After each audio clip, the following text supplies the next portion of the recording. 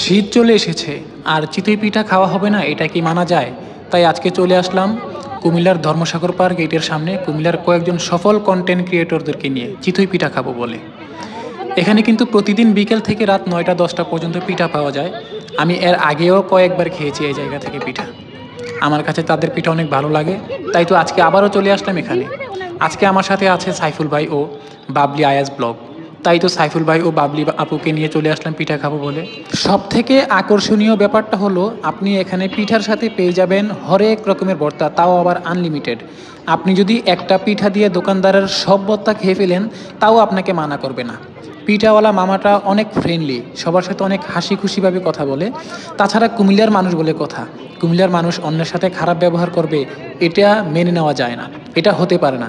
এখানে আপনি আপনার চাহিদা মতো পিঠার অর্ডার করে বানিয়ে খেতে পারবেন।